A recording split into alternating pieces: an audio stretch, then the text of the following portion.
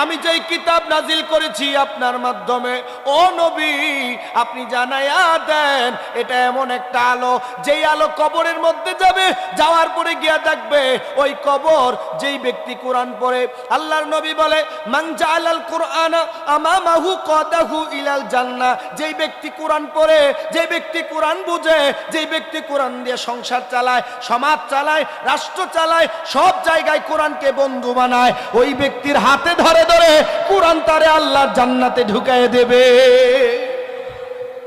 এই কোরআনটা নাজিল হয়েছে রমজান মাসে। আল্লাহ বলে শাহরু রমাদান উনজিলা আল্লাযী উনজিলা ফীহিল কুরআন, এই রমজানে মানুষকে আলোকিত করার জন্য আমার আল্লাহ কোরআনুল কারীম নাজিল করেছে। বলেন সুবহানাল্লাহ। যেই কোরআন আপনার কবরকে আলোকিত করবে। হুজুর কবরের কি হালত দুনিয়ার কোনো মানুষ জানে না। জানে? কেউ জানে না। কত টাকাওয়ালা, কত পয়সাওয়ালা, কত মানুষ কবরে শুয়ে আছে। ও বন্ধু, তোমার বেশি টাকা হইলে যদি একটু অহংকারী মনে হয়, তাহলে তোমার কাছে অনুরোধ, আজকের এই মটকির চর কিশোর সংগঠনের মাহফিলের পরে এই গুরুস্থানের মধ্যে দাঁড়াবা, গভীর রাতে তাকায় থাকবা, দেখবা তোমার মতো কত টাকাওয়ালা শুয়ে আছে, উপরে কাউকে চেনা যায় না, ঠিক কিনা? ধনী মানুষের কবরের উপর যেমন হালত, গরিব মানুষের কবরের উপরটাও ঠিক একই হালত। কবরের উপর থেকে বোঝা যায় না কার কবর কেমন। এজন্য বলি টাকাওয়ালা টাকার অহংকার করো না। তোমার মতো কত টাকাওয়ালা দুনিয়া আসছে, কারণের চেয়ে বেশি টাকা তোমার হয় নাই, ঠিক কিনা? ওই কারণ এখন মাটির নিচে, তার কোনো অস্তিত্ব নাই। ও ক্ষমতাওয়ালা, ক্ষমতা পাওয়ার পরে তোলা হয় না। ও বন্ধু, ফিরাউনের মতো তোমার ক্ষমতা হয় নাই, ওই ফেরাউনের অস্তিত্ব নাই, ঠিক কিনা? এই জন্য আমি বলি, আমার আল্লাহ তাআলা বলে রমজানটা তোমার আলোকিত করার জন্য আসবে। কবর এমন অন্ধকার যে কবরের মধ্যে দেওয়ার পরে দুনিয়ার এক টুকরা আলো পর্যন্ত সেখানে ঢুকবে না, অন্ধকার। কোনো লাইটের ব্যবস্থা নাই, কোনো জেনারেটরের ব্যবস্থা নাই, বালিশ নাই, বিছানা নাই, কিছুই নাই। ওই কবরের মধ্যে তোমাকে শোয়ানোর পরে কবরের পোকামাকড় গুলা পাগল পাড়া হয়ে যাবে। আল্লাহকে ডাক দিয়া বলবে, মালিক অনেক দিন যাবত এর জন্য অপেক্ষা করছিলাম, এর শরীরের মধ্যে ভালোই তো তেল হয়েছে, ভালোই তো চর্বি হয়েছে, ভালোই তো গোশত জমেছে। ও আল্লাহ, আমাদেরকে পারমিশন দেন, এর গোশতগুলা ছিঁড়ে ছিঁড়ে আমরা খেয়ে ফেলবো। বলেন এই কবর আমাদের সামনে আছে নাকি নাই? কথা বলেন আছে নাকি নাই? ও মুসলমান, ও নবীর উম্মত, ও আমার বন্ধুরা, আমার মুরব্বী বাবারা, ওই কবরের ভিতরে এমন আযাব হবে, আমার নবী বলে যখন কোনো গুনাহগারকে কবরে রাখা হবে, ফেরেশতারা আসার পরে লাঞ্ছিত করবে, অপমানিত করবে, কোন রকম প্রশ্ন করবে। যেই ব্যক্তি গুনাহগার হবে সেই ব্যক্তি বলবে, হাই হাতা লা আদরি, আমার দুর্ভাগ্য, দুনিয়ার জমিনে আমি তেমন কোনো আমল করি নাই, ভালো কোনো কাজ করি নাই, রমজানে রোজা রাখি নাই, রমজান মাসে কোরআনের তেলাওয়াত শুদ্ধ করি নাই, কোরআন দিয়া, কোরআনের আলো দিয়া আমার অন্তরকে সাজাই নাই, আলোকিত করি নাই। আজকে আমি কবরের মধ্যে আসলাম, কবরের মধ্যে আসার পরে আমি শুধু অন্ধকার আর অন্ধকার দেখি। বনী ইসরাইলের এক ঘটনা, একটা উপত্যকার মধ্যে কাঠুরিয়া কিছু মানুষ আছে, তারা খুবই ভালো মানুষ, নামাজ পড়ে, রোজা রাখে, আল্লাহ আল্লাহ জিকির করে সবাই। এবারে যে একই রকম একজন আর্মির অফিসার, একদিন তিনি একজন কাঠুরিয়ার জানাজার নামাজের ইমামতি করলেন। ইমামতি করার পরে ওই আর্মির অফিসার যখন ফিরে আসছে, দাফন কাফন হয়ে গেছে, তিনি তার কম্পার্টমেন্টে আসার পরে দেখেন তার যে আইডি কার্ড, সে আইডি কার্ডটা পাওয়া যায় না। এমন অবস্থায় ওই লোকটা সবার কাছে অনুমতি চাইল, যারা দাফন করলাম আমার বিশ্বাস তার কবরের ভিতরে পড়ে গেছে, এটা একটু আনতে হবে। যেই দিক দিয়ে আমি নেমেছিলাম সেই দিক দিয়ে আমি একটু কবরের বাঁশগুলা সরায় আমার আইডি কার্ডটা আনতে হবে। এই কথা বলার পরে তিনি গেলেন, যাওয়ার পরে তিনি অবাক হয়ে গেলেন, আইডি কার্ড নিয়ে আসলেন। ওই এলাকার সবাইকে জিজ্ঞেস করলেন, এই লোকটার কি এমন আমল আছে, তার জীবনে কি এমন কাজ আছে, আমার একটু বলো। সবাই বলে, হুজুর আমরা যেমন একসাথে নামাজ পড়তাম, রোজা রাখতাম, আমল করতাম, দান সাদাকা করতাম, জিকির আজকার করতাম। ও বন্ধু, ভালো করে মনোযোগ দিয়ে শোনেন। এই কথা বলার পরে কয়, না, এই মানুষটার অবশ্যই আলাদা কোনো স্পেশাল আমল আছে, কেউ জানো কিনা বলো। সবাই তার বিবির কাছে জিজ্ঞাসা করলো। তার বিবি ডাক দিয়া কয়, ও অফিসার, আমার স্বামী তেমন বেশি কিছু করতো না, তবে আমার ঘরের মধ্যে একটা কিতাব আছে, ওই কিতাবের নাম হলো কোরআনুল কারীম। ওই কিতাবটা তিনি তেমন পড়তে পারতেন না, তবে তিনি প্রতিদিন রাতের বেলা ঘুমানোর আগে এই কোরআনটাকে দেখে দেখে চোখের পানি ছাড়তেন, চুমু খাইতেন, বুকে নিতেন, আদর করতেন। এই আদর করাটাই ছিল তার অতিরিক্ত আমল। এই অফিসার ডাক দেয়া বলে, শোনো, তোমরা তো জানো না, আমি আইডি কার্ড আনার সময় সেখানে গিয়া দেখলাম যেই লোকটারে আমি নিজের হাতে মাটির মধ্যে দাফন করে আসলাম, মাটির মধ্যে শোয়াইলাম, কোনো ফুল নাই, বিছানা নাই, সুগন্ধি নাই, কিছুই নাই। তবে আমি যখন দ্বিতীয়বার তার কবরটা উঠালাম, উঠাইয়া দেখি রে, কিছুক্ষণ আগে যেই মুরব্বিটারে, যেই কাঠুরিয়ারে জীর্ণ শীর্ণ করে একটা কবরের মধ্যে মাটিতে শোয়া গেলাম, সেই কবর আর মাটি নাই, এটা জান্নাতের বাগান, ফুল বাগান হয়ে গিয়েছে। এটা একমাত্র কোরআনের মহাব্বত। কিসের মহাব্বত? সেই কোরআন নাজিল হয়েছে এই মাসে। কেন? মানুষকে হেদায়েতের পথ দেখানোর জন্য। কারণ কোরআন হলো নূর, কোরআন হলো আলো। এই আলো যার ভিতরে থাকবে, দুনিয়ার মানুষ শুনে নাও, তার কবর হবে ওই কাঠুরিয়ার মতন আলোকিত কবর। আর যার মধ্যে এই কোরআনের নূর থাকবে না, তার কবর হবে অন্ধকার, তার কবরে কিছুই দেখা যাবে না, পোকামাকড়গুলা তারে ছিঁড়ে ছিঁড়ে খেয়ে ফেলবে। শুধু তাই নয়, আমার আল্লাহ তাআলা আযাবের ফেরেশতা পাঠিয়ে দেবে, 99টা সাপ পাঠাবে, সবাই মিলে তারে কামড়াবে, এমন কামড়াবে যেই সাপগুলা কবরের মধ্যে ছেড়ে দেওয়া হবে। হাদিস শরীফে আসছে, ওই সাপ একটা যদি দুনিয়াতে একবারের জন্য নিঃশ্বাস ফেলতো, দুনিয়ার সব কিছু বিষাক্ত হয়ে যেত। নাউযুবিল্লাহ। ওই রকম কঠিন সাপ এসে গুনাহগারকে কামড়াবে, কারণ তার কবর অন্ধকার, কারণ তার কলবে কোরআন নাই, তার ইমানের সাথে কোরআনের সম্পর্ক নাই, কোরআনের আমল তার জীবনে নাই, পরিবারে নাই। এই জন্য তার কবর হয়ে যাবে সেদিন সাপের ঘর, সেদিন হয়ে যাবে পোকামাকড়ের ঘর। শুধু তাই না, আমার আল্লাহ এমন একজন ফেরেশতা পাঠাবে, যেই ফেরেশতা আসার পরে কোনো কথা শুনবে না। কে রাজার ছেলে, কে প্রজার ছেলে, কেউ রাজার মেয়ে, কে প্রজার মেয়ে, এইটা দেখবে না। আসার পরে সাথে সাথে লোহার হাতুড়ি দিয়া কান বরাবর এমন একটা পিটা মারবে, এমন একটা আঘাত করবে, আঘাত করতে দেরি পুরা মানুষটার পুরা শরীরের জয়েন্ট গুলা আলাদা হয়ে যাবে, 70 হাত মাটির নিচে চলে যাবে। সবাই চিৎকার করতে থাকবে। ওই লোক ডাক দিয়ে বলবে, কি হয়েছে, এত জোরে কেন আঘাত করলা? আমার অন্যায় কি, অপরাধ কি? দুনিয়ার জমিনে আমি অমুকের ছেলে, দুনিয়ার জমিনে আমি অমুকের ভাই, দুনিয়ার জমিনে আমার এত টাকা, এত ক্ষমতা, কিন্তু এখানে কেন এমন? সেই ফেরেশতা বলে, আমার কানে কোনো শব্দ যাবে না, আমার চোখে কিছুই দেখবো না। আমাকে পাঠানোই হয়েছে যেই কবরে আলো নাই, যেই কবরে ঈমান নাই, যেই কবরে কোরআন নাই, ওই কবরের বাসিন্দাকে শুধু একের পর এক পিটাইতে থাকবো, পিটাইতে থাকবো, কিয়ামত পর্যন্ত একের পর এক পিটাবো। শুধু চিৎকার আর চিৎকার, শুধু কান্না আর কান্না। বলেন, ওই কবর আমাদের সামনে আছে নাকি নাই? জোরে বলেন, আছে নাকি নাই? ও বন্ধু, যাদের দিলের মধ্যে কোরআন থাকবে তাদের কবর হবে আলোকিত, তাদের কবরে ওই আযাবের ফেরেশতা আসবে না, সাপ আসবে না, বিচ্ছু আসবে না। আমার আল্লাহ বলবি, জান্নাত থেকে একটা দরজা খুলে দাও, তার কবরকে জান্নাতের বাগান বানায়া দাও। খারাপ লাগছে? কষ্ট হচ্ছে বাবা? আর 5 মিনিট কষ্ট হবে আপনাদের। আমি আমার মূল বিষয়টা বুঝিয়ে দিয়ে চলে যাব। আল্লাহ তাআলা কেন বললেন এই রমজানে, এই যে রমজান তোমাকে তাকওয়াবান বানাবে, সেই রমজানে কোরআন নাজিল করলাম। কারণ কোরআন এমন এক কিতাব, যার সঙ্গে লাগবে তার দাম বেড়ে যাবে। বলেন সুবহানাল্লাহ। বলেন, আমরা যে গাছের কাঠ দিয়া রেহাল বানাই, এটার দাম মনে হয় কয়েক কোটি টাকা, নাকি? বলেন তো, 1 কোটি টাকা দামের স্বর্ণটারেও মানুষ চুমা দেয় না, কিন্তু কোরআনের সঙ্গে লাগার কারণে 100 টাকার 50 টাকার রেহালটাকে বকে নিয়ে চুমু দেয়, আছে না নাই? এটাই তো বোঝা যায় ভালোবাসা, মহাব্বত। কারণ কোরআনের সাথে লেগেছে, দাম বেড়ে গিয়েছে। শুধু তাই নয়, আমার পরনে যে জামা আছে, হাজার হাজার টাকা দামের জামা, এই জামার একদিনও চুমা দেই না, দেই, কিন্তু 20-30 টাকা দামের কাপড় দিয়া গিলাফ বানাইয়া যেই কোরআনটাকে মোড়ানো হয়েছে, ওই গিলাফটার দাম সামান্য, কিন্তু কোরআনের সঙ্গে লাগার কারণে ওই গিলাফ বুকে জায়গা পায়, চুমু খায়, আছে না নাই? একটু চিন্তা করে দেখেন, আপনাকে আমাকে আল্লাহ তাআলা শ্রেষ্ঠ মানুষ, আশরাফুল মাখলুকাত করে বানাইছে।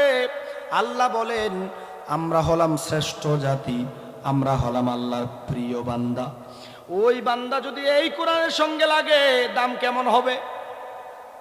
অনেক দামি। রাসূলুল্লাহ বলেন খায়রুকুম মান তাআল্লামাল কুরআনা ওয়া আল্লামা, যারা কোরআন শিখে আর যারা কোরআন শেখায়।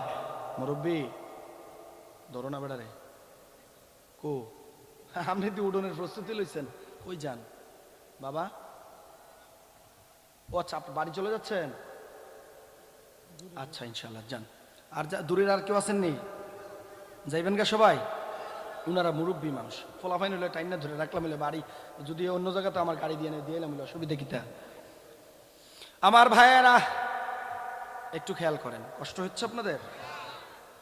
আমার বন্ধুরা, আশরাফুল মাখলুকাত, তার যদি কোরআনের সঙ্গে সম্পর্ক হয়ে যায়, যদি লেগে যায়, কোরআনের নূর যদি ভিতরে ঢুকে, কেমন হয় দেখেন।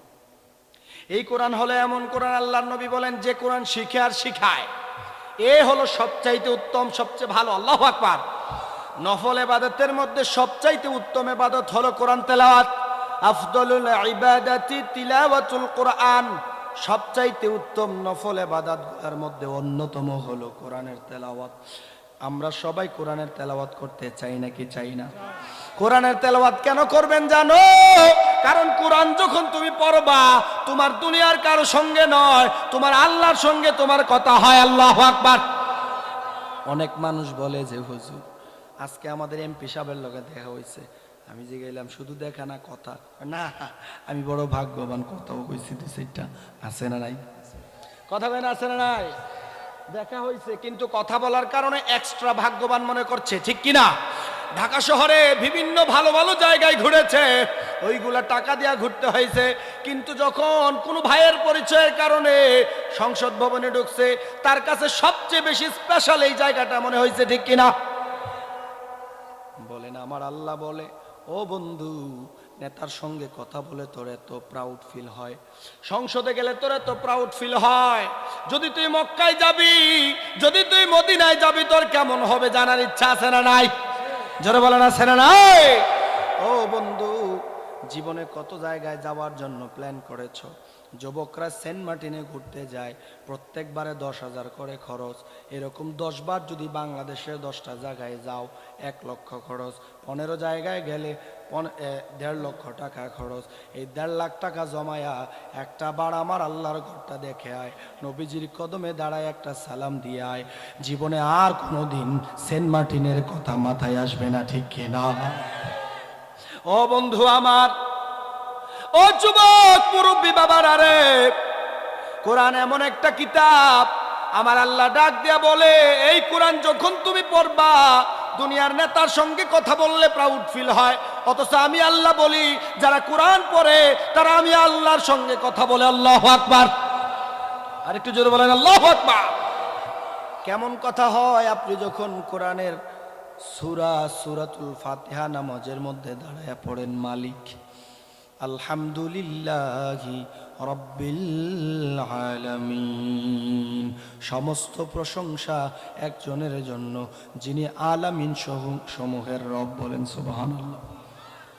যিনি সবকিছুর মালিক, আমার মালিক, আসমানের মালিক, জমিনের মালিক, যার কথা ছাড়া বাতাস আসে না, যার কথা ছাড়া গাছের পাতাও নড়ে না, যার ইশারা ছাড়া সূর্য ওঠে না, যার ইশারা ছাড়া সূর্য ডুবে না, যার ইশারা ছাড়া রাত হয় না, যার ইশারা ছাড়া দিন হয় না, ওই আল্লাহ তাআলা বলছে সমস্ত প্রশংসা আল্লাহর।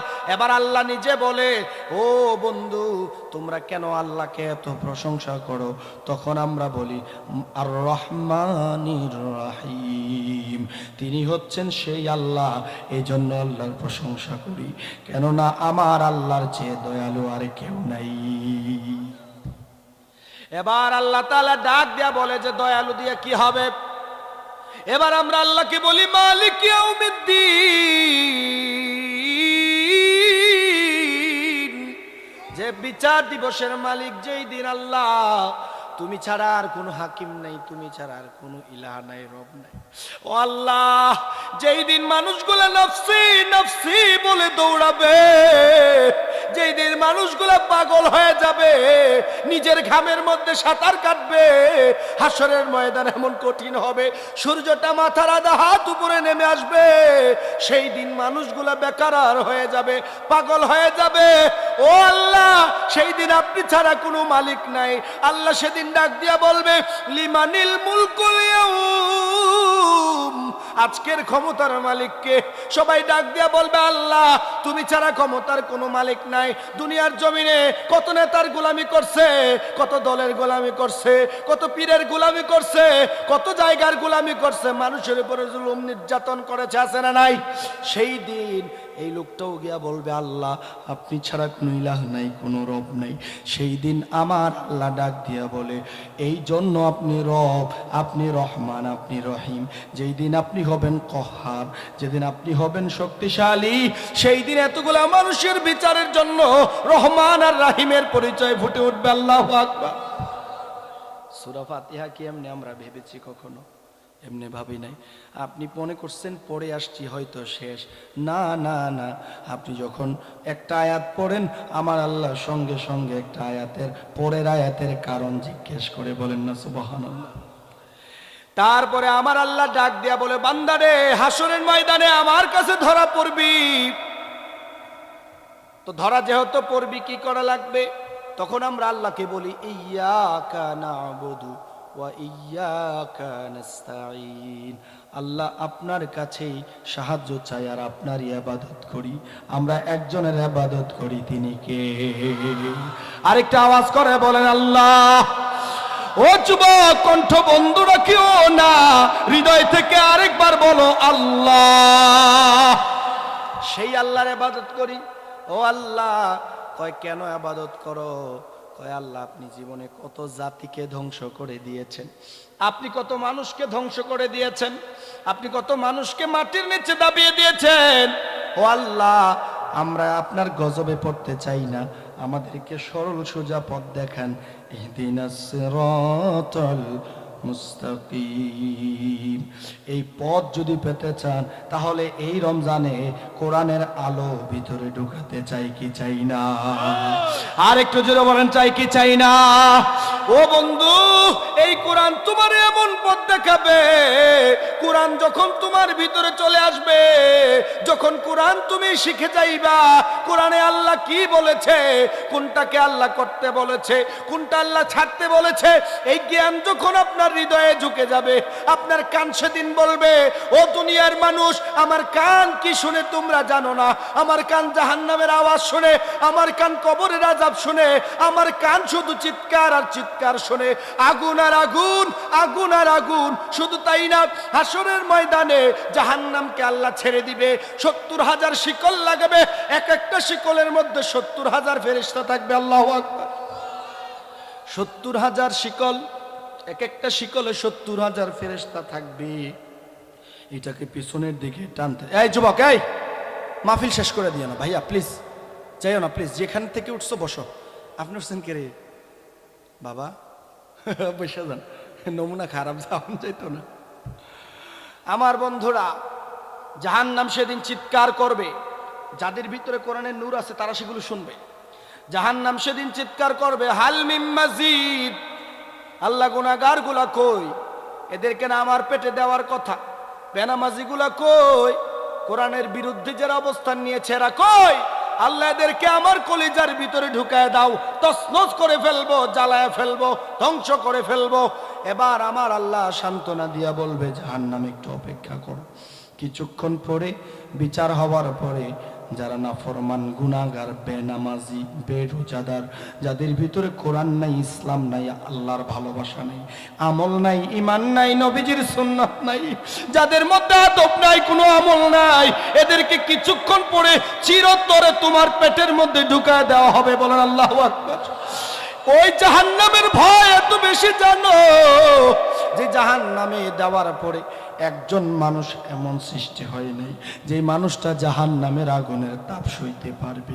এই জন্য নবীজি সবসময় বলতেন, আল্লাহুম্মা আজিরনা মিনান নার, ও আল্লাহ আমাকে জাহান্নামের আগুন থেকে বাঁচাও। অথচ আমার নবী কিন্তু এক মুহূর্তের জন্য জাহান্নামে যাবে না, তিনাকে আল্লাহ জান্নাতের বাদশা বানায়া দিবে। তিনি এমন নবী, এমন পয়গম্বর, যিনি না গেলে জান্নাতের দরজাটাও উদ্বোধন হবে না। আল্লাহু আকবার। যিনি না ঢুকলে জান্নাতে আর কেউ যাইতে পারবে না, আর কোন নবীও ঢুকতে পারবে না। সেই নবী আমার আল্লাহর কাছে দোয়া করে, আল্লাহুম্মা আজিরনা মিনান নার, ও আল্লাহ আমার জাহান্নাম থেকে আমাকে বাঁচাও। ও বন্ধু, যেই নবীর জীবনে কোনো গুনাহ নাই, গুনার সম্ভাবনাও নাই, যেই নবী মাসুম, আল্লাহর প্রিয় বন্ধু, আল্লাহর পেয়ারা হাবিব, সেই রাসূল যদি জাহান্নামের আগুন থেকে বাঁচতে চায়, বলেন জাহান্নামের আগুনের অবস্থা ভালো না কঠিন? জোরে বলেন, সহজ না কঠিন? বড় ভয়ঙ্কর বাবা। আর কয়দিন বাঁচবেন জানা নাই, তবে খবরদার আমি সাবধান করে যাই, এই রমজানটাও যেন আগের রমজানের মতো না হয়, এই রমজান যেন তারাবি ছাড়া না হয়। ও যুবক, প্রথম দিন মসজিদের কোনো কাতারে জায়গা পাওয়া যায় না, রেগুলার নামাজিরাও গিয়া জায়গা পায় না, আছে না নাই?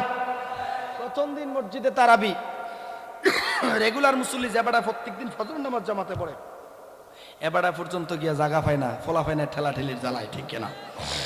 অনেক লোক বলে যে এই যে তারাবির নামাজ, এগুলো তো অনেক মতানৈক্য আছে, অনেক ইখতিলাফ আছে, কিন্তু একদিন নবীজি, এই ভাইয়া যাইতেন না তো, আরেক পেলসা গেতেছে, ও আচ্ছা ফেসনা লাগছে তো, এবারে কই ইশারা দিব না?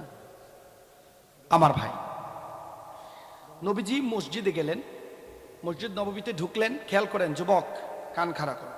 নবীজি মসজিদ নববীতে ঢুকার পরে প্রথম তারাবি পড়বে, সাহাবায়ে কেরাম অল্প কিছু জন, কয়েকজন নামাজ পড়লেন। তো নবীজি যে নতুন করে তারাবির নামাজ পড়াইছে, এইটা তো আগে পড়াইছে না। প্রথম দিন যখন তারাবি হইল, তখন সাহাবি ছিল কম, কি ছিল? কতক্ষণ? একেবারেই কম, 2-4 জন। তারা পরের দিন আলাপ করলো, কি তো তোমরা কই আসলা কালকে রাত্রে? আমরা তো এসে নামাজ পড়ে আইয়া লাইছি। কই নবীজি তো নতুন করে একটা নামাজ চালু করছে, নাম হলো তারাবি। কিতা? যেরকম কি সবাই কয় না কিতা? হ্যাঁ, তারা কয় না, তারা চিন্তা করছে এত নামাজ কেডায় পড়বো, কই লাভ নাই। বন্ধুরা আমার, নবীজি যখন দ্বিতীয় দিন গেলেন, দেখলেন লোক সংখ্যা বেড়ে গিয়েছে। তৃতীয় দিন যখন গেলেন, দেখলেন আরো বাড়ছে, মসজিদে জায়গা নেই। কিন্তু আমরা উম্মতে মুহাম্মদ উল্টা, এত বেশি মারি লেবেন। আমার ভাইয়ের শেষ করে দেওয়া উচিত না? আরো চলবে আর 10 মিনিট, ঠিক আছে? আচ্ছা, তো এখন নবীজি যখন তৃতীয় দিন গেলেন, মানুষ কি বাড়ছে না কমছে? প্রথম দিন কম, দ্বিতীয় দিন একটু বেশি, তৃতীয় দিন আরো বেশি, মসজিদে জায়গা নাই।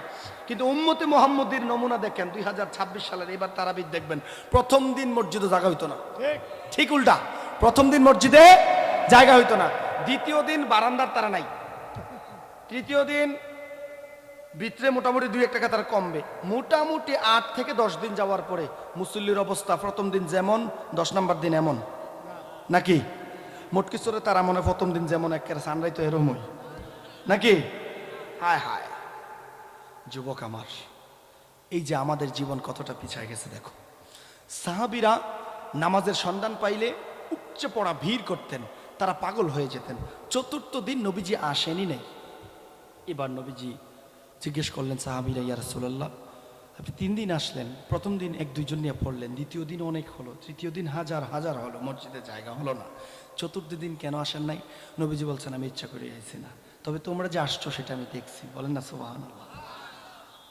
আমরা জানি আল্লাহ তাআলা আমাদের উপরে রোজা কেন ফরজ করেছেন। রোজা ফরজ করেছেন যেন আমরা আল্লাহকে কিভাবে ভয় করতে হয়, আল্লাহকে কিভাবে মেনে চলতে হয়, আল্লাহর আদেশ কোথায় মানতে হয়, আল্লাহ বললে কোথায় আদেশ ছাড়তে হয়। যেমন আমরা সাহারি খাওয়ার পরে আল্লাহর আদেশে খাইলাম, সারাদিন জোহর পর্যন্ত কোনো খানা খাই না। যে ব্যক্তিটা সকালে ঘুম থেকে উঠে ফজরের পরে একটু চা খায়, একটা পাউরুটি খায়, সেই লোকটাও তখন খায় না। কার ভয়ে? আল্লাহ। কার আদেশে? আল্লাহ বলেছেন খাওয়া শেষ, আজান হয়েছে, নামাজ পড়বি, আর একেবারে মাগরিবের আগ পর্যন্ত খানা চলবে না। এই আদেশটাকে কতটুকু মানে, এটাই হচ্ছে আল্লাহর ভয়, এটা আল্লাহ দেখতে চায়। অনেক নাফরমান আছে, অনেক গুনাহগার আছে যারা রমজান মাস আসলো ও জানে যে আমি যদি রোজা রাখি তাহলে আমার আজকে তাকওয়া অর্জন হবে, আমি যদি রোজা রাখি আমার রবের শুকরিয়া আদায় হবে, আমি যদি রোজা রাখি রমজানের হক আদায় হবে, আমি যদি রোজা রাখি আমার আল্লাহর গোলামি হবে। কিন্তু অনেক রিক্সাওয়ালা, ঠেলাওয়ালা, অটোওয়ালা ভাই চিন্তা করে এত কষ্ট করে রোজা রাখলাম আবার রিক্সাও চালাবো, যা যদি রিক্সা না চালাই আমার ছেলেটা খাবে কি, আমার মেয়েটা খাবে কি, আমি এদেরকে ঈদের মধ্যে জামা কিনে দেবো কিভাবে, আমি রিক্সাই চালাই রোজা রাখলাম না। এরকম মানুষ আছে না? এখন আপনারা বলেন রিজিকের মালিক কে? রিক্সা চালাইলে রিজিক আসবে, না চালাইলে আসে না, এরকম নাকি? কথা কেন এরকম নাকি?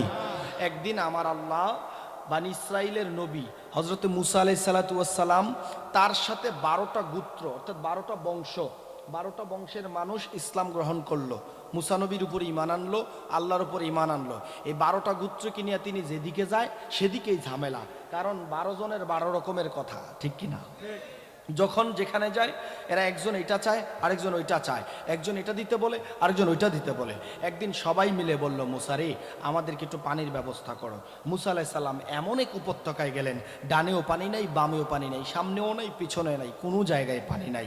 হঠাৎ করে আমার আল্লাহ বললেন, মুসা তোমার সামনে যে পাথরের খণ্ড আছে সেই পাথরের খণ্ডে তোমার হাতের লাঠি দিয়ে আঘাত করো। লাঠি দিয়ে যখন আঘাত করলেন, আঘাত করতে দেরি এই জীর্ণ শীর্ণ শক্তিশালী শক্ত মৃত পাথরের ভিতর থেকে 12টা নহর বের হয়ে এসেছে। আল্লাহু আকবার। রিজিকের মালিক কে? আল্লাহ রাব্বুল আলামিন। ইকো হবে না, ডাবল হচ্ছে এটা।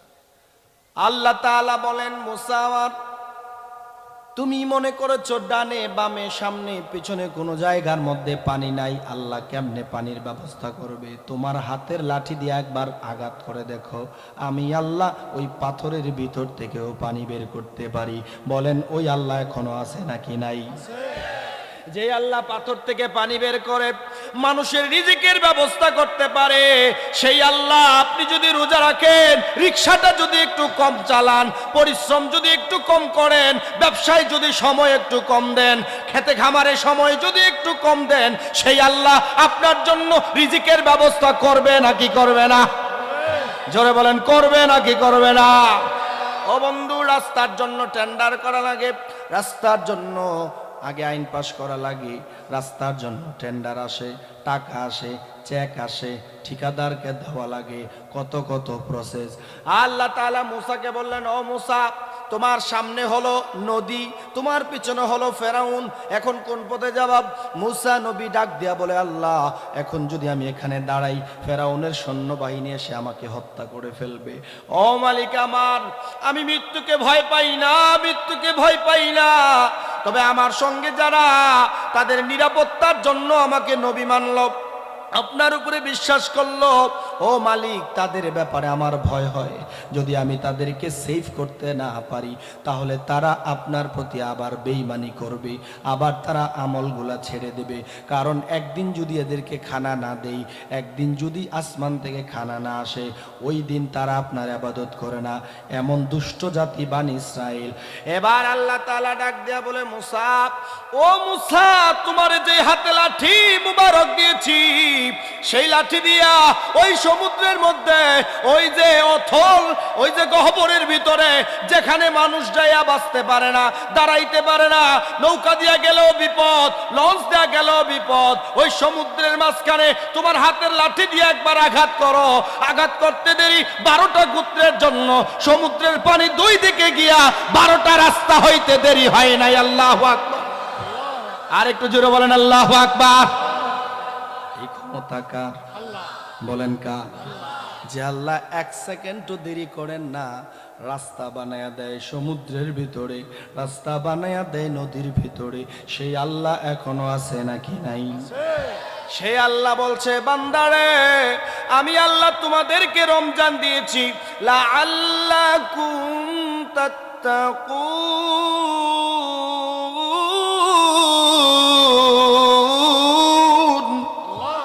আরেকটু জোরে বলেন আল্লাহু আকবার। কষ্ট হবে? খারাপ লাগবে? সে আল্লাহ বলছে, বান্দা শুধু তোমাদেরকে রোজা দেই নাই, এর আগেও এমন কোন নবী নাই যেই নবীর উম্মতকে রোজা দেই নাই, সবাইকে দিয়েছি। ওরা সবাই রোজা রেখেছে। আমরা বলি আল্লাহ কেন? আল্লাহ বলে যাতে তোমরা মুত্তাকি হতে পারো। মুত্তাকি কারা? আল্লাহকে ভয় পায় যারা। আল্লাহ আদেশ করেন যা, ওই বান্দা মানবে তা। আল্লাহ নিষেধ করে যা, ওই বান্দা ছাড়বে তা। কিন্তু সমাজের মধ্যে ঘুরে ঘুরে দেখেন, রাষ্ট্রের মধ্যে ঘুরে ঘুরে দেখেন, এখন আমরা মানুষ এমন হয়ে গিয়েছি, এখন আমরা মানুষ এমন নাফরমান হয়ে গিয়েছি, এখন আমরা মানুষ এমন অবাধ্য হয়ে গিয়েছি, এখন আমরা আল্লাহর আদেশের চেয়ে নিষেধটাকে আমাদের কাজ বানিয়ে ফেলেছি। বেশি ঠিক কিনা? আল্লাহ বলেছে বান্দা নামাজ পড়ো সবার জন্য, কিন্তু বলেন মসজিদে আর বাজারে কোন জায়গায় মানুষ বেশি? জোরে বলেন কোন জায়গায়?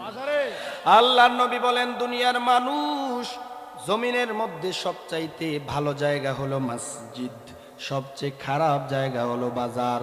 সুতরাং যদি তুমি ভালো মানুষ হিসেবে নিজেকে পরিচয় দিতে চাও, তাহলে মসজিদের মধ্যে মানুষের সংখ্যা বাড়াও, বাজারের মধ্যে মানুষের সংখ্যা কমাও। মসজিদ হলো এমন, আল্লাহর নবী বলেন ও পৃথিবীর মানুষ, মুমিন আর মুনাফিকের মধ্যে পার্থক্য হলো মসজিদ। যারা মুমিন তারা মসজিদের মধ্যে গেলে ওই রকম থাকে, মাছ যেমন পানির ভিতরে থাকে, মাছ উঠায়া যদি আপনি ওই পারে রেখে দেন, তখন দেখবেন মাছটা লাফাইয়া পানির দিকে যাইতে চায়। ঠিক কিনা? মাছ যদি না থাকে, পানি যদি না থাকে, মাছটা বেশিক্ষণ বাঁচে না, সে নিস্তেজ হয়ে যায়, একটা সময় মৃত্যুবরণ করে।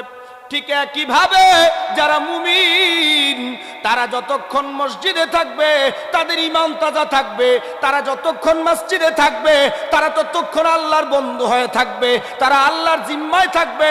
যখনই বাজারে যাবে গুনাহ হওয়া শুরু হয়ে যাবে। ঠিক কিনা? তখন আমলগুলা মারা যেতে থাকবে, ঈমান নষ্ট হতে থাকবে। কারণ চায়ের বসার পরে হুজুর যাবেরা 18 বছর লেখাপড়া করে মুফতি হইছে, চায়ের স্টলে বসলে দেখবেন 18 বছরের মুফতির মুখেও এমন কঠিন ফতুয়া শোনা যায় না, চায়ের স্টলের 1 ঘন্টার মুফতি যেই ফতুয়া দেয়। ঠিক কিনা? কথা কন না ঠিক কিনা? ও বন্ধু, বন্ধুরে আমার নবী বলে আর মুনাফিক হলো তারা যারা মসজিদে যাওয়ার পরে কখন সেখান থেকে বের হবে। দেখবেন খাঁচার ভিতরে যদি একটা পাখিকে ঢুকানো হয়, পাখির 24 ঘন্টার চিন্তা হলো আমি এখান থেকে কখন বের হয়ে বাইরে যাব। ঠিক কিনা? ঠিক কাফের মুনাফিক যারা নামদারি মুসলমান, মানুষকে দেখানোর জন্য নামাজ পড়ে, রোজা রাখে, ইবাদত করে, ওই মানুষগুলা দেখবেন বারবার ঘড়ি দেখবে, কখন ইফতারের সময় হবে, কখন জোহরের আজান দেবে, কখন আসরের আজান দেবে। আছে না নাই? দেখবেন যারা মুনাফিক আর যারা গাফেল, যারা ফাসেক, এরা চিন্তা করবে কয়টা রোজা গেল, কয় এখন মাত্র 10টা, কয় আরো কয়টা আছে, কয় 19টা, না হয় 20টা। দেখবেন 27 যখন আসে তখন ওই লোকটা ডাক দিয়া বলে আর কয়টা, কয় 2টা, না হয় 3টা। যখন শেষ হয় ওই লোকটা ডাক দিয়া কয় আহারে এইবারের রোজাটা মনে হয় যেন 2 মাস রোজা রাখলাম। এমন মানুষ আছে না নাই? তার কাছে রোজা ঢুকছে পড়ি, কখন যাবে এই চিন্তা। কিন্তু যারা আল্লাহওয়ালা মুমিন মুসলমান তারা সবাই চিন্তা করে হায় রে রোজা 20টা হয়ে গেল, রোজা 25টা হয়ে গেল, 27 হয়ে গেল, ইতিকাফ থেকে এই 2 দিন বাদে মানুষ চলে যাবে। আবার যখন সূর্য উঠে যাবে, আবার যখন শাওয়াল মাসের চাঁদ উঠে যাবে, রোজা রাখা আর হবে না। ঈদ যেদিন হয়ে যাবে ওই ঈদের দিন সবাই আনন্দ করে, কিন্তু অনেক মুমিন মুসলমান চাঁদ রাতে অনেক যুবকরা পার্টি করে, ডান্স করে, গান বাদ্য করে সবাই মিলে ঘুরতে বের হয়। কিন্তু যারা আল্লাহর পাগল, রাসূলের পাগল, ইসলামের পাগল, সেই মানুষগুলা তাদের ভিতরে, হৃদয়ের ভিতরে চোখের পানি বসতে থাকে। তারা বলতে থাকে হায়রে জীবনে অনেকগুলা রোজা পাইলাম, এবারও একটা পাইলাম, না জানি আগামীতে আবার রোজা পাই কিনা। এই চিন্তা আছে না নাই? কথা বলেন আছে না নাই? খারাপ লাগবে নাকি বাবা? ও বন্ধু আমার, নবীজি বলেন মুমিন আর মুনাফিকের মধ্যে পার্থক্য হলো এগুলা। আমার আল্লাহ বলে বান্দারি বড় মায়া করে এই রোজাটা তোদেরকে আমি দেই। স্বয়ং নবী পর্যন্ত রজব মাস আসার পরে দোয়া পড়তো, আল্লাহুম্মা বারিক লানা ফি রজবা ওয়া শাবান ওয়া বাল্লিগনা রমাদান। ও আল্লাহ, আমি নবী হয়েছে তো কি হয়েছে, আমি যেহেতু রজব মাসে উপনীত হয়েছি, মালিক এই রজব মাসের বরকত আমাকে দান করেন। ও আল্লাহ, শাবান মাসের বরকত আমাকে দান করেন, আর রমজান পর্যন্ত হায়াত বাড়ায় দেন। আল্লাহু আকবার। কেন নবী এই দোয়া করছে জানো? এর একমাত্র কারণ হলো আমার নবী জানায় দেয়, ও দুনিয়ার মানুষ, রোজা হলো এমন আমল, রোজা হলো এমন আমল, যদি 11 মাস তোমার কবিরা গুনাহ দিয়া তুমি তোমার আমলনামা ভরে ফেলেছো, যদি রোজা তোমার কাছে চলে আসে, আর যদি তুমি ঈমান আর ইহতিসাবের সাথে ওই রোজা আদায় করার নিয়ত করো, প্রথম রোজা ঢুকতে দেরি হবে, 11 মাসের সব গুনাহ মাফ হইতে দেরি হবে না। জোরে বলেন না সুবহানাল্লাহ। বলেন আমাদের জীবনে গুনাহ আসেনি? জোরে বলেন আসেনি? যদি থাকে, ও যুবক পায়ে হাত দিয়া বলি, যুবক জীবনে কম রঙের ঘোড়া দৌড়ায় নাই, জীবনে কত গান শুনে শুনে সময় কাটাইছো যুবক, জীবনে কত অশ্লীল বেহায়াপনা ভিডিও দেখে দেখে সময় নষ্ট করেছো যুবক, মায়েরে কষ্ট দিয়েছো, বাবারে কষ্ট দিয়েছো, ভাই বোনের সাথে খারাপ আচরণ করেছো। ও যুবক, এই রমজান মাস এমন মাস, এই রমজান আসার পরে সব মানুষ তার যত রকমের অসৎ আচরণ আছে সব ইচ্ছে করেই বন্ধ করে দেয়। কেন করে দেয় জানো? আমার নবী বলে, রমজানের চাঁদ ওঠার সঙ্গে সঙ্গে আল্লাহ তাআলা জাহান্নামের দরজাগুলা বন্ধ করে দেয়। রমজানের চাঁদ ওঠার সঙ্গে সঙ্গে আমার মালিক আসমানের যত রহমতের দরওয়াজা আছে রে, সবগুলো দরজা আল্লাহ খুলে দেয়। মানুষ যেদিকে যাবে, যখনই যাবে, যেই মুহূর্তেই যাবে না কেন, যেই দিকেই বসবে, যেখানেই যাবে, সেই জায়গার মধ্যে পুরো রমজান মাসে সকাল নাই, বিকাল নাই, দুপুর নাই, রাত নাই, যখন তখন আমার আল্লাহর পক্ষ থেকে রহমত আসতে থাকে। আল্লাহু আকবার। এই জন্য দেখবেন রমজান মাসে অনেক মানুষ সুদখোর, সুদের লেনদেন বন্ধ রাখে, ঠিক কিনা? কেননা আল্লাহ তাআলা রমজানের চাঁদ ওঠার সঙ্গে সঙ্গে সমস্ত শয়তানগুলাকে শিকলবন্দি করে। আল্লাহু আকবার। এই রমজান মাসটা এমন, মানুষের মনগুলা থেকে উন্মুক্ত। এত দাম কেন রমজানের? সে আল্লাহ বলে, শাহরু রমাদানাল্লাযী উনজিলা ফীহিল কুরআন, এই মাসে আমি আল্লাহ তাআলা কিতাব নাজিল করেছি, নাম হলো কোরআন। ওই কোরআনকে নাজিল করেছি বলেন যেই মাসে মানুষকে তাকওয়াবান বানানো হয়। তাকওয়াবান হলে কি হয়? মানুষের মনের অন্ধকার দূর হয়, কলবের ময়লা পরিষ্কার হয়, মানুষের বক্রতা দূর হয়ে যায়, সমতল হয়ে যায়। দেখবেন আপনি যখন কোনো আয়নার মধ্যে একটা টর্চ লাইট মারেন, আলোটা সমানভাবে ফিরে আসে, ঠিক কিনা? কেন ফিরে আসে? আলোটা পরিষ্কার, আয়নাটা খুব ক্লিন পরিষ্কার, এই জন্য এখান থেকে ফিরে আসে।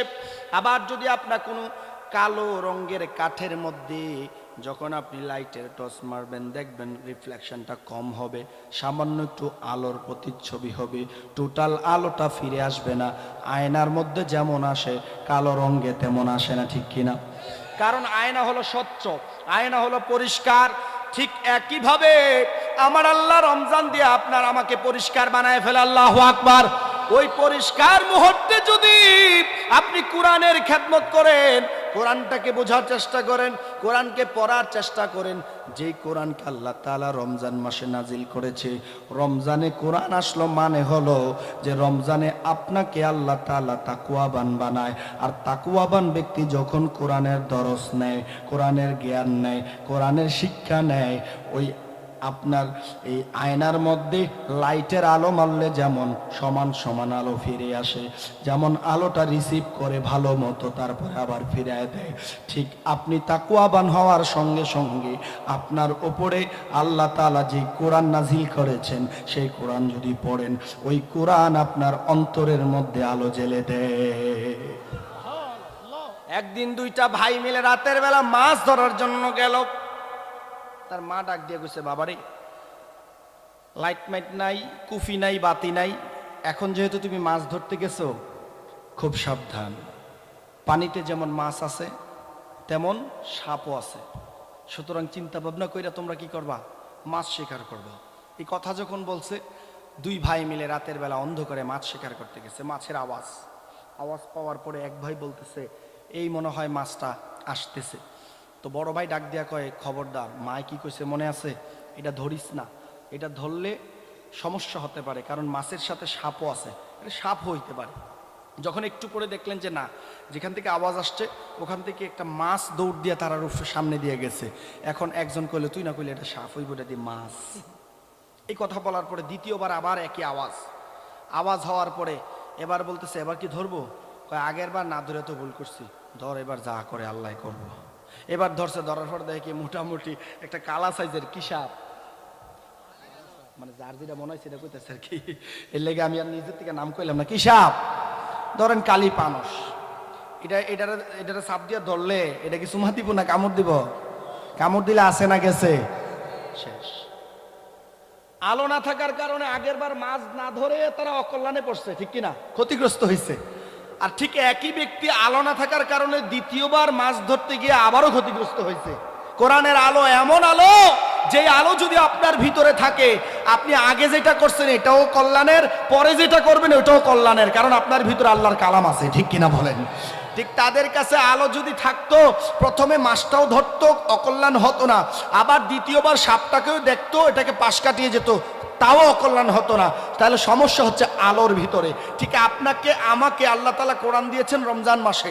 রমজান মাসে আল্লাহ তাআলা আমাদেরকে পরিষ্কার করে আয়নার মতো, আর সেই আয়নার মধ্যে যদি আপনি কোরআনের নূর ঢেলে দেন, তাহলে আপনি হবেন আলোকিত। যেই আলো আপনাকে দুনিয়ায়ও আলোকিত করবে, কবরেও করবে, হাসরের মাঠেও করবে, ফুলসিরাতের পুলে দাঁড় হওয়ার পরে 30,000 বছরের রাস্তাটা সেকেন্ডের আগে পার হয়ে যাবেন, কারণ আপনার কাছে আছে আলো। বলেন আল্লাহু আকবার। ঠিক আছে না কথা? এই আলো কি আমাদের ভিতরে আছে? কিছু লোকের ভিতরে আছে, সবার ভিতরে নাই। মুরব্বী, আপনার দাড়ি সাদা হয়েছে, আমি জানি অনেক মুরব্বীরা এখনো সহিভাবে তেলাওয়াত করতে পারে না, আছে না? কি করেছেন সারাটা জীবন বলেন? জীবনে টাকা পয়সার জন্য তো কম দৌড়ান নাই, আপনি তো খুব কম সময় পরিশ্রম করেন নাই। অনেক মানুষ রাস্তার কিনারায় দাঁড়িয়ে আছে, একজনকে দেখি দাঁড়িয়ে দাঁড়িয়ে কি যেন ভাবছে। আমি জিজ্ঞেস করলাম, বাবা কি ভাবছেন? তিনি বললেন যে, হুজুর, এই যে রাস্তা দেখতেছেন, এই রাস্তাঘাট তো ছিল না, এখন চাইলেই অটো করে এখান থেকে মুরাদনগর বাজারে যাওয়া যায়, 10-20 মিনিট লাগে, কিন্তু আগে 20 মিনিট আমরা কল্পনাও করতে পারতাম না। এখান থেকে ক্ষেতের মাঝখান দিয়ে হাঁটা ধরতাম, হাঁটতে হাঁটতে যাইতাম, 1-2 ঘন্টা লেগে যেত হুজুর। শুধু এমনি হাঁটতাম না, মাথায় একটা পূজা থাকতো, ঘাড়ের মধ্যে ভার থাকতো। এতটুকু পরিশ্রম করে করে কিন্তু আপনার যৌবনটাকে কাটিয়ে আপনি বৃদ্ধ বয়সে উপনীত হয়েছে। আপনার জীবনে অনেক কিছু দেখেছেন, খাল ভরাট করে রাস্তা হতে দেখেছেন, নৌকায় চলে যেই রাস্তা পাড়ি দিতেন সে রাস্তা এখন গাড়ি দেখেছেন, পায়ে হেঁটে মানুষ হজ করত, সেখানে আপনি এখন বিমানে করে হজে যায় মানুষ, সেটাও দেখছেন। এত কিছু দেখলেন, কিন্তু আপনার ভিতরে সে আলো জ্বালালেন না, যে আলো আপনার কবরে আলো হইত। সেই কোরআন আপনি সহি করে পড়লেন না।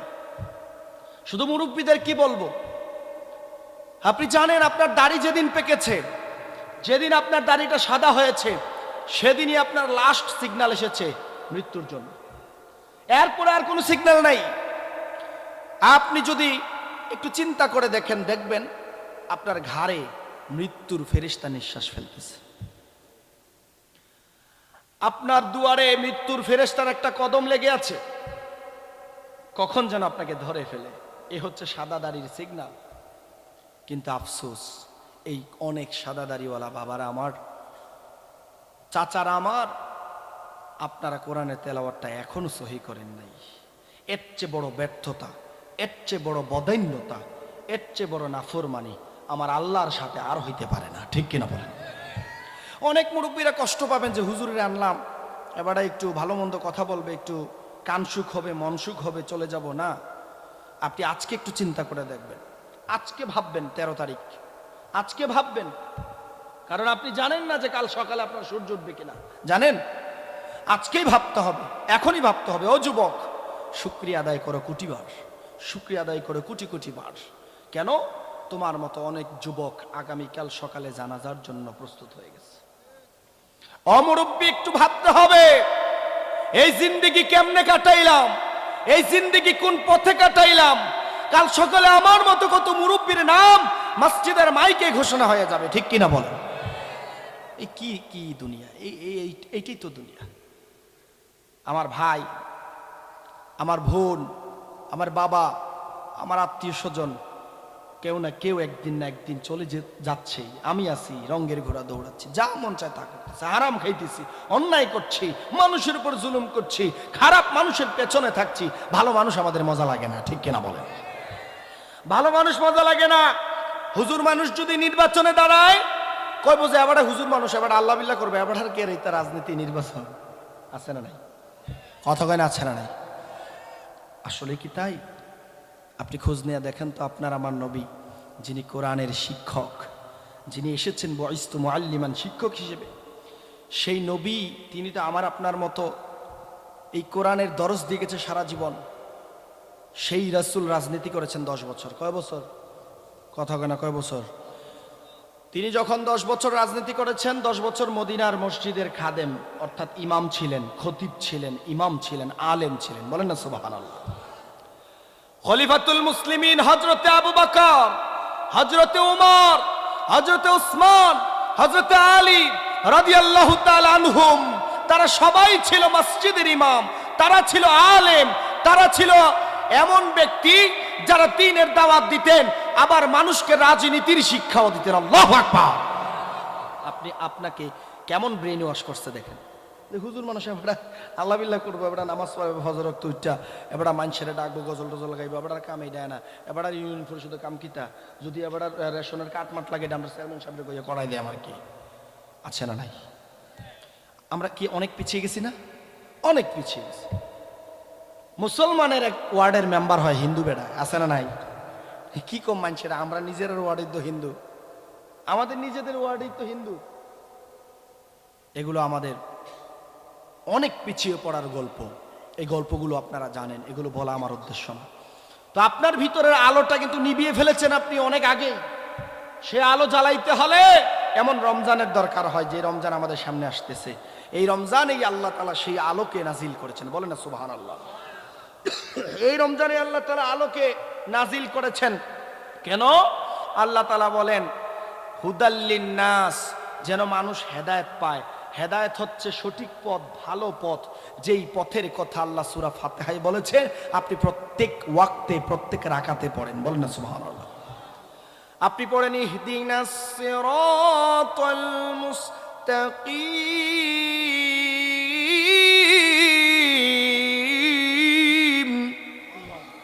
আর একটু জোরে আল্লাহু আকবার।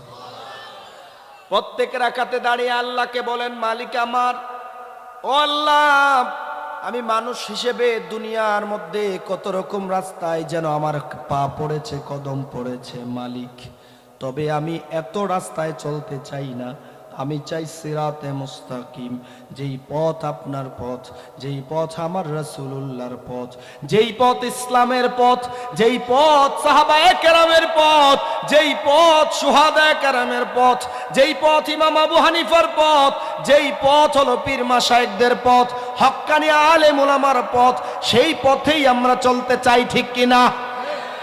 এখন রাস্তায় অন্ধকার, রাস্তায় চলার জন্য লাইটের দরকার, আলোর দরকার হয়, ঠিক কিনা? অচেনা রাস্তায় যদি আলো ছাড়া চলেন, রাস্তা থেকে আপনি খালে পড়ে যাওয়ার সম্ভাবনা আছে না নাই? এই উম্মতে মুহাম্মাদি বদলাইতো না, যারা বদলাই যায় তাদের কবর হয়ে যাবে জান্নাতের বাগান। বলেন সুবহানাল্লাহ। তাদের হাসর হয়ে যাবে যে সাহাবীরা নবীজির কথা পাওয়ার সাথে সাথে বদলে গিয়েছে, তাদের সাথে, আবু বকরের সাথে, ওমরের সাথে, ওসমানের সাথে, আলী রাদিয়াল্লাহু তাআলা আনহুম, তাদের সাথে, ওই রকম মানুষের সাথে যদি কবরে, হাসরে, মিজানে, ফুলসিরাতে, জান্নাতে থাকতে চান, তারা যেমনে চলেছে আমাদেরকে ঠিক একইভাবে বদলাইতে হবে, ঠিক কিনা বলে? কিন্তু আমরা হয়ে গেছি উল্টা। ইমাম সাহেবরে না দেখলে ফোন দিয়া বাইল মারে, হুজুর আপনি না থাকলে নামাজ যত মজা লাগে না, আছে না নাই? কথা আছে না নাই? তার নামাজের প্রতি কি মহব্বত, কি মায়া। হুজুর আপনি না থাকলে নামাজটা বলে মজা লাগে না। হুজুরে দিয়া নামাজ না, নামাজ আল্লাহর জন্য। কতখানে কার জন্য? যখনই নামাজ পড়বো, যেই হুজুরের পিছনে নামাজ পড়বো, যদি আমার নামাজ আল্লাহর জন্য হয়, লিল্লাহি রাব্বিল আলামিন হয়, যার পিছনেই পড়বো নামাজ হবে মধুর, ঠিক কিনা বলে? বাইল মারেতে নামাজের প্রতি মহব্বত নাই, ভক্তি নাই। কিন্তু সাহাবায়ে কেরাম যখন নামাজে দাঁড়াইতেন উড়ন্ত পাখিগুলো তাদের মাথার উপরে এসে বসতেন, বসার পরে এই পাখিগুলো আরাম করে সেখানে বসে খেজুর খেতেন। খেজুরের যেই বীজ, সেই বীজটা সাহাবীর মাথায় রেখে পাখিগুলো উড়ে যেতেন। সাহাবায়ে কেরাম তখনও সেজদায় যায় না, রুকুতে যায় না, এমন সুন্দর করে নামাজ পড়তেন। দূর থেকে দেখলে মনে হয় এটা কোনো মানুষ না, মনে হয় কোনো খেজুর গাছ দাঁড়িয়েছে। আল্লাহু আকবার। মানুষের সঙ্গে খেজুর গাছের একটা মিল আছে। কি আছে? হাদিস শরীফে আসছে পৃথিবীতে একমাত্র গাছ যে গাছের পাতা বা ডাল কর্তন ব্যতীত মাটি স্পর্শ করে না, একমাত্র খেজুর গাছ। সুবহানাল্লাহ বলবেন না? কেন? আদম আলাইহিস সালামকে বানানোর পরে যে মাটি উফরছে না, এই মাটিকে ফালাই দিছে, এই মাটি দিয়ে আল্লাহ খেজুর গাছ বানিয়েছে। আল্লাহু আকবার। এই খেজুর গাছ এটা একবারে সোজা থাকে, কিন্তু এটা কোনোদিনও বাতাসের সাথে হেলে না, জানেন এটা? তো মানুষের জন্য খেজুর গাছের কাছে শিক্ষা হলো, আদমের উচ্ছিষ্ট মাটি দিয়ে খেজুর গাছ বানানোর পরে সেই খেজুর গাছকে জমিনে ছেড়ে দিয়েছে। কত সাইক্লোন এসেছে, টর্নেডো এসেছে, কত মোনালিসা এসেছে, কত ধরনের ঘূর্ণিঝড় আসলো, একটা খেজুর গাছ পড়ে গিয়েছে, এমন নজির কিন্তু দেখা যায় নাই, ঠিক কিনা?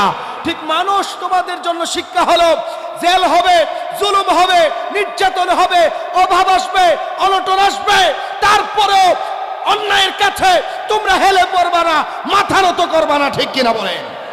নারে তাকবীর, ওয়াজ মাহফিল, ওয়াজ মাহফিল। ইয়া রাসূলুল্লাহ সাল্লাল্লাহু আলাইহি ওয়াসাল্লাম, ইয়া রাসূলুল্লাহ।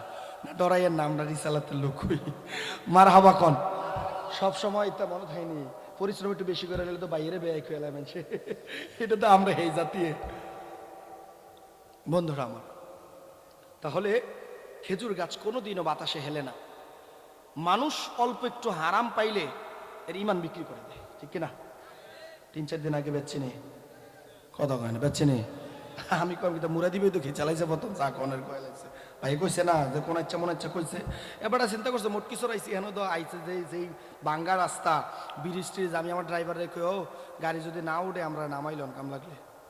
এরকম অজপাড়া গায়ে যে আমরা আসলাম, এখানে আসার পরে কোরআন সুন্নাহর কথা বলতেছি, তো আমরা ডাইরেক্ট কই আবার কোন ইচ্ছা কইলেছে আর কি, কোন ইচ্ছা কইলে কিন্তু রাস্তা আগে জায়গায়, ঠিক কিনা? এই ইমান বিক্রি হয় কি হয় না এই দেশে? 100 টাকার কাছে ইমান বিক্রি হয়, আমি নিজে সাক্ষী। কয় টাকা? 100 টাকার কাছে ইমান বিক্রি হয়। বন্ধুরা আমার, অনেক লোক নাকি নির্বাচনের আগের রাইতে দরজার খিলিটা খোলা রেখে ঘুমায়। এই ঘটনা মোস্তাফা ফৈজি কইতারে, আমি কইতারি না। তো দরজা খিলি রেখে ঘুমাইতে এটা বহুত আগে, এখন তো বিকাশ চালু হয়ে গেছে, ঠিক কিনা? এই জন্য সরকার কয় বিকাশে লেনদেন করবি 1000 টাকার বেশি করতে না, আছে না নাই? বন্ধ ছিল না বিকাশ? বন্ধুরা আমার, তারপরেও কিন্তু রুখা যায় নাই, গেছে, তারপরেও বিক্রি হয়েছে আমরা। একটা ছাগলের মাথার দাম বাজারে 500 টাকা মিয়া, একটা ছাগলের দাম 8-10 হাজার টাকা, একটা পশুর দাম 8,000-10,000 টাকা। তা আপনি একটা মানুষ, আশরাফুল মাখলুকাত, সেরা জীব, আল্লাহর প্রিয় মানুষ, কিন্তু এই বিক্রিটা এবার হয়েছেন, আর সামনে হইয়েন না, আর দরকার নেই। আর কত বলবো? আগে নাকি 1-2 হাজার টাকা দিয়ে কিনা হইতো, এখন আমরা এমন আহাম্মক হয়েছি, এখন 50 টাকা দিয়ে কিনা, ঠিক না? আহাম্মক আমরা কি নির্বোধ হয়ে গিয়েছি, আমাদেরকে বোকা বানানো হয় সবসময়। বন্ধুরা আমার, কিন্তু সাহাবায়ে কেরাম বলেন, যখন সত্যের জন্য প্রয়োজন হয়, ইসলামের জন্য প্রয়োজন হয়, হককে বিজয়ী করার জন্য প্রয়োজন হয়, কিসের টাকা দিয়ে কিনবে, কিসের ঘুষ দিয়ে কিনবে, নিজের তাজা রক্ত ঢেলে দিব, তারপরেও বাতিলের কাছে মাথা নত করব না। আল্লাহু আকবার। রক্ত দিয়ে ফেলেছে। সাহাবায়ে কেরামকে বলা হলো, সাহাবীরা, সত্য মিথ্যার পার্থক্য করার জন্য যুদ্ধের ডাক এসেছে, দামামা বেজেছে। সেখানে কাফের হলো 3000, আমরা 700। বদরের যুদ্ধে কাফের হলো 1000, আমরা 300। তোমরা কি যুদ্ধ করবা? তোমরা কি জীবন দিতে প্রস্তুত? সাহাবায়ে কেরাম বলল, ইয়া রাসূলুল্লাহ, আপনি আমাদেরকে মুসা নবীর উম্মত মনে করিয়েন না। মুসা নবীর উম্মতরা বলতো, মুসা, তুমি আর তোমার আল্লাহ যুদ্ধ করো, তুমি আর তোমার আল্লাহ মিলে যুদ্ধ করো, আমরা যুদ্ধের মধ্যে নাই। আমরা রে মান্না সালোয়া খাওয়াও, আসমান থেকে খানা আসবে ওইটা খাওয়াও, আমরা এতে খুশি, যুদ্ধ টুদ্ধ আমরা দরকার নেই। ও নবী, আমাদেরকে ওই রকম উম্মত মনে করবেন না। আপনার জন্য যদি প্রয়োজন হয় জীবন দিব। আপনাকে তীর স্পর্শ করতে পারবে না, তরবারি স্পর্শ করতে পারবে না। খোদার কসম করে বলি নবী আমার, আমরা এক বিন্দু পরিমাণ রক্ত শরীরে বহমান যতক্ষণ আছে ততক্ষণ আপনাকে ছেড়ে যাব না। আল্লাহু আকবার। এটা হচ্ছে ইমানদারের পরিচয়। ইমানদারের পরিচয় এটাই। আপনি নিজে একবার চিন্তা করে দেখেন না, আপনি যখন চা স্টলে যান, আপনার পকেটের কিন্তু 100-150-200 টাকা এমনি খরচ হয়ে যায় প্রতিদিন, ঠিক না? 4-5জন মুরব্বী আছে, আপনি সবাইকে চা খাওয়াচ্ছেন নিজের টাকা দিয়া। সেই আপনি কিন্তু বিক্রি হয়েছেন কয় টাকায়? কথা কয় না, জোরে কয় না। এবারে 50 টাকা দিচ্ছে, এবারে 100 কইতে রাজি না। যাই হোক, টাকা বিষয় না। আমি যেটা বলতে চেয়েছিলাম সেটা হচ্ছে, এগুলো যদি আমরা করি, এভাবে যদি বিক্রি হই, আমাদের ভিতরের থেকে নূর চলে যাবে, অন্ধকার এসে যাবে, ঠিক কিনা? আমি এটাই মোরাল অফ দ্য স্টোরিটা এটাই, যে আপনি নূর ঢুকাইতে হলে জাহালাতকে ছাড়তে হবে, অন্ধকারকে ছাড়তে হবে, গুনাহ ছাড়তে হবে, নাফরমানি ছাড়তে হবে, মিথ্যা ছাড়তে হবে, সুদ ঘুষ ছাড়তে হবে, মানুষের উপরে জুলুম করা, নির্যাতন করা, এগুলো ছাড়তে হবে, মানুষকে বাঁকা চোখে দেখা ছাড়তে হবে, মানুষের উন্নতি দেখে হিংসা করা ছাড়তে হবে, মানুষ বড় হচ্ছে এটা দেখে হিংসা করছেন এগুলো ছাড়তে হবে। তবেই আপনার অন্তর হবে মুত্তাকিদের অন্তর। আপনার অন্তরে কোরআনের নূর ঢুকবে, আর কোরআনের নূর ঢুকলে আপনি হবেন সম্মানিত, যেমন সম্মানিত হয় একটা গাছের কাঠ, ঠিক কিনা বলেন? খারাপ লেগেছে? কথা কি মিলছে বন্ধুরা আমার? তারপরে যেটা বলতে চেয়েছিলাম, যে কোরআনটা কেন আল্লাহ নাজিল করছে? আপনাকে হেদায়েত দেওয়ার জন্য। আর আপনি হেদায়েত তখনই পাবেন যখন আপনি আলো নিয়ে পথ চলবেন, ঠিক কিনা বলেন? তো রমজানটা আসে এই জন্য যেন আপনাকে মুত্তাকি বানানো যায়, আপনাকে তাকওয়াবান বানায়, আপনি সরল সোজা হয়ে যাবেন, আপনি একেবারে পরিষ্কার পরিচ্ছন্ন হয়ে যাবেন। ওই পরিষ্কার পরিচ্ছন্ন অন্তরের ভিতরে আল্লাহ কোরআনকে গেঁথে দেওয়ার জন্য রমজানে কোরআন নাজিল করছে, বলেন সুবহানাল্লাহ। এই জন্য আজকের সবক হলো, যে মুরব্বীরা, যে যুবকরা প্রকৃত অর্থে সহি শুদ্ধভাবে কোরআন আমরা পড়তে পারি না, এই রমজানই হবে আমাদের কোরআন সহিকরণের মাস, ঠিক আছে কথা? এই রমজান, আমরা যারা জীবনে একবারও কোরআন অর্থ সহকারে পড়ি নাই, এই রমজানই হবে আমাদের কোরআন অর্থ সহকারে পড়া শুরু করা, ঠিক কিনা? দৈনিক আপনার ছেলেরে বলবেন, বাবা বাংলা কোরআন শরীফটা বাইর কর, না হইলে মোবাইলটা বাইর কর, তাফসির ইবনে কাসির আছে, তাফসিরে মাআরিফুল কোরআন আছে, তাফসির ফি জিলালিল কোরআন আছে, সব তাফসিরেরই বাংলা অর্থ আছে, মোবাইলে আছে না, অ্যাপস আছে। ওই অ্যাপসে ঢুকবেন, ঢুকে বলবেন যে আজকে সকালবেলা ফজরের পরে 10টা আয়াতের তেলাওয়াত প্লাস তাফসির অথবা অর্থ অনুবাদ সহ আজকে আমরা সবাই মিলে ঘরের মানুষে শুনবো। আমি আমার স্ত্রী, আমার মা, আমার বোনদেরকে নিয়ে গত বছর রমজান এটা চালু করছিলাম। চালু করার পরে দেখি কি তারা বেগুনি টেগুনি বানাইয়া সময় পায় না, এরপরে আমিও মনে করেন দৌড়াদৌড়ি করে সময় পাই না, দেখি যে রমজান মাসও দেখি অবহেলা হয়ে যাচ্ছে। এবারও আবার সিস্টেম করে দিছি এবং নিয়ম বলে দিছি যে প্রত্যেক দিন রমজানেই আমি পড়বো অথবা তুমি পড়বা, নাইলে আমার বোন পড়বে, একজন একদিন পড়বে, পড়ার পরে 10টা আয়াত এবং 10টা আয়াতের অর্থ, এভাবে আমরা কোরআনটাকে যতটুকু পারি এখন থেকে চলতেই থাকবে। দেখবেন বছর ঘুরে গেছে বা 1 বছর 1.5 বছর হয়ে গেছে, আপনার মনে করেন ব্যস্ততার কারণে কোনোদিন পড়তেও পারেন নাই, তবুও দেখবেন একদিন আপনি পুরা কোরআনের অর্থ সহ পড়ে ফেলেছেন, শুনে ফেলেছেন। এই চিন্তাটা কিন্তু গত 60 বছরে আপনারা করেন নাই, করছেন? কথা কেন করছেন?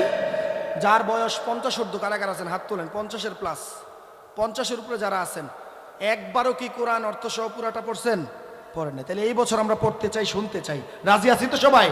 ও যুবক, তোমরা যারা আসছো, বাসায় যে তোমার বোন যেটা স্কুলে পড়ে, তোমার বোন যেটা মক্তবে কিছুটা হলে পড়েছে, হ্যাঁ তুমি মক্তবে পড়ছো, তোমাদের কাছে দায়িত্ব হলো এবছর তোমার ফ্যামিলিতে অন্তত পক্ষে কয়েকটা পারা, কয়েকটা সূরা অর্থ সহকারে তোমার ফ্যামিলিকে শোনাবা, তোমার ফ্যামিলিকে কোরআনের অর্থটা বুঝাই দিবা। রাজি আছো সবাই? সবাই রাজি আছো? আল্লাহ তাআলা যেন কবুল করে, বলেন আমিন। আর 2 নাম্বার সবক হচ্ছে কোরআনটাকে সহিকরণ। অন্তত পক্ষে নামাজ পড়ার জন্য যেই সূরাগুলো আমরা ব্যবহার করি, সেই সূরাগুলোকে যেন আমরা সহি শুদ্ধ করি। এটার জন্য আমার হেল্প নিতে হবে ইমাম সাহেবের কাছে। কার কাছে? কথা বলে কার কাছে? একজন মানুষ আছে, ইমাম সাহেবরে দেখলে এবার শরীরে কুতকুতানি উঠে, আসে না নাই? ইমাম সাহেব দেখলে শরীরের ভিতরে অ্যালার্জি উঠে, আসে না নাই? কুড অ্যান্ড কুড প্রত্যেকটা মসজিদের আশেপাশে এমন কেউ আছে, আসেনি? কথা কেন আসেনি? এই ভিডিও হচ্ছে তো আমি আবার বলেই ফেলি, আমার যেখানে আমি জুমা পড়াই ওখানে এমন বড় এক হাজি সাহেব আছে, উনি সব সময় কি করে জানেননি, বয়ানের সময় মোবাইলের রেকর্ডটা চালু করব, এখানে অনেকে রেকর্ড করতেছে যেন পরবর্তীতে বয়ান থেকে কিছু শিখতে পারে, কিন্তু হেবাড়ায় রেকর্ড করে এই বয়ানও যদি কোনো ভুল থাকে এটা দৈরানি হুজুরে একটা জাতা দেওয়ান যায়, এই উদ্দেশ্যে। দুইজনের রেকর্ড একরকম। কুড অ্যান্ড কুড প্রত্যেকটা মসজিদে এরকম 1-2টা ইবলিশ আসেনি? আরে যেখানে মোহাম্মদুর রসুল আছে সেখানে আবু জাহেলও আছে, ঠিক কিনা? যেখানে মুসা নবী আছে সেখানে ফেরাউনও আছে, ঠিক কিনা? একেবারে ছেড়ে দেওয়া যায় না, তবে এদেরকে চিহ্নিত করতে হবে, দাওয়াতের মাধ্যমে এদেরকে হেদায়েতের পথে আনতে হবে। আর এ জাতীয় বড় শয়তান, বড় মুরব্বী যারা আছে, আপনাদেরকে বলছি না, মানে ওই আমার হেডের মতো আর কি, যারা আছে তাদেরকে আল্লাহ তাআলা হেদায়েত দান করুক, এই রমজানে আমরা দোয়া করি, বলেন আমিন। তাহলে ইমাম সাহেবের বাঁকা চোখে দেখার সুযোগ নেই। ইমাম সাহেবকে বলবেন, যেই কোরআন আপনার সহিভাবে পড়ার কারণে কবরে আলো হবে, কবরে যদি আপনি কেউ 1 লক্ষ টাকা দিয়া বলেন এই কবর আলোকিত কর, সম্ভব? কথা কেন সম্ভব? 100 টাকার একটা নোট নিয়ে ইমাম সাহেবের এই পকেটে দিয়া করবেন, হুজুর কোরআন শরীফটাতে এত বছর পড়লাম, ভুল হইল না সহি হইল জানি না, এই রমজানে আমার একটু সময় দেন না। এখন 100 টাকা কি ঘুষ? কতখানে কিতা ঘুষ? হাদিয়া কিয়া? কতখানে কিতা? আমরা দেশে অন মৌলবী বাড়িছে হাদিয়া কিতা, আবার আসেনি হাদিয়া কিতা? ওই মৌলবীকে বলবো, তুমি ভালো করে রাসূলুল্লাহর জীবনীটা পড়ো, দেখবা সাহাবায়ে কেরাম বা মদিনার যারা ছিল, অনেকে বলে না যে ইমামতি করে বেতন কি এর, বলেনি? খতমে তারাবি ফরাইয়া টেহা কি এর, বলেনি? ওয়াজ করে টেহা কি এর, বলেনি? ওয়াজ করে টেহা না নিলে এবার বউজু তুই ফালবি, কথা কয় না ফালবি তুই। এখন সাহাবায়ে কেরাম এমন চলতেন, এমন থাকতেন, তারা একে অপরের প্রতি এমন হাত খোলা ছিল, তাদের বেতনের দরকার হইছে না, যা হাদিয়া পাইছে এইটা দিয়ে চালাইয়া আরো ডাবল করে রইয়া গেছে। আল্লাহু আকবার। তাহলে আমাদেরকে বদলাতে হবে সাহাবায়ে কেরামের মতো করে। সাহাবায়ে কেরাম, নারে তাকবীর, নারে রিসালাত, ইয়া রাসূলুল্লাহ। প্রধান বক্তার আগমন, শুভেচ্ছার স্বাগতম, প্রধান বক্তার আগমন, শুভেচ্ছার স্বাগতম, ভটকি চোরের পক্ষ থেকে, লাল গোলাপ শুভেচ্ছা। ভটকি চোরের পক্ষ